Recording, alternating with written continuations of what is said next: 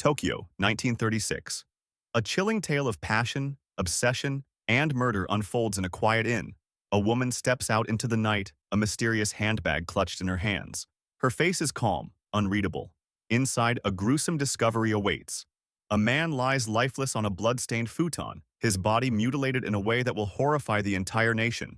The crime is shocking, but the motive is even more disturbing. This is no ordinary murder. This is a love story turned deadly. And at the center of it all is one woman, Sada Abe. Sada Abe was born in 1905 into a well-respected Tokyo family of tatami mat makers. Though she grew up in privilege, she was different from her siblings, rebellious, free-spirited, and uncontrollable. Her mother doted on her, allowing her to indulge in activities not typically encouraged for young women, such as learning the shamisen, an instrument often associated with geishas and entertainers. Sada embraced the glamorous image of the geisha, wearing bold makeup and skipping school to pursue a more exciting life. But at 15, her world changed forever. She was assaulted by an acquaintance, a traumatic event that left deep emotional scars. Though her family supported her, she became difficult to control. In an effort to rein her in, her father sent her to a geisha house in Yokohama. Becoming a geisha was considered prestigious, but Sada had entered too late to train properly. Instead, she found herself relegated to the lower ranks, where women were expected to provide sexual services. Disillusioned, she abandoned the geisha world and became a prostitute. From Osaka's red light districts to Tokyo's underground brothels, she lived recklessly, searching for love, power, or escape. Her relationships were fleeting, and despite moments of stability, she remained drawn to the darker side of life. In 1936, Sada began working at a restaurant, hoping to leave her past behind. There, she met Kichizo Ishida, the charismatic owner. Handsome, confident, and experienced with women, Ishida was a notorious womanizer, despite being married. Their affair began as a passionate fling, but quickly spiraled into something far more intense.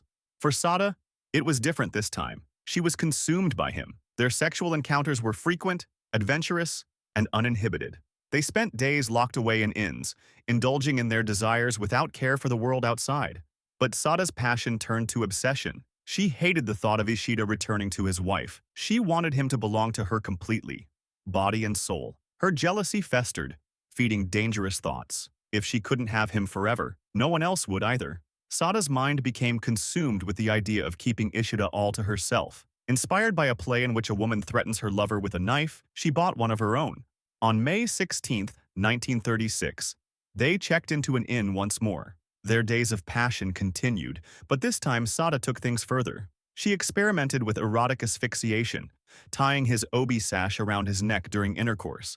Ishida found pleasure in the sensation, urging her to continue.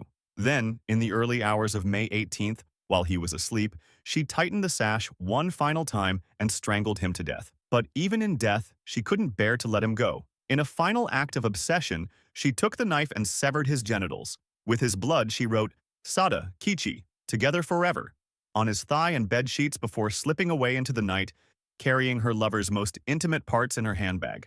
By the time Ishida's body was discovered, the country was in shock. Newspapers sensationalized every detail, fueling the public's morbid fascination. The police launched a nationwide manhunt, receiving countless false sightings. The story became so widespread that crowds gathered at every rumored appearance of the murderous geisha, causing near riots in some areas.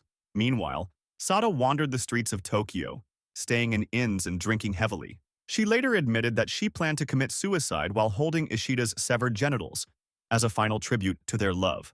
On May 20th, the police finally found her in a hotel room. She did not resist arrest. When asked why she killed Ishida, her answer chilled the officers. "I loved him so much I wanted him all to myself."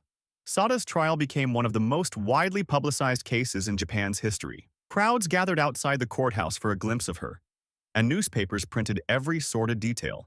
The judge himself admitted being disturbed by the case but remained captivated by Sada's reasoning. She was sentenced to 6 years in prison, though she had wished for the death penalty. However, her sentence was commuted and she was released after 5 years. Her life after prison was filled with struggles. She assumed an alias, trying to escape her past, but her name remained infamous. The scandal followed her wherever she went, making it impossible to lead a normal life. Eventually, she disappeared from public view in 1970, never to be seen again. Even decades after the crime, Sada Abe remains a cultural phenomenon. Books, plays, and films have been made about her.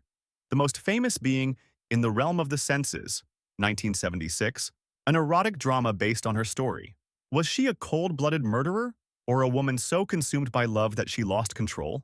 Scholars, writers, and filmmakers continue to debate her motives, fascinated by the complexities of her crime.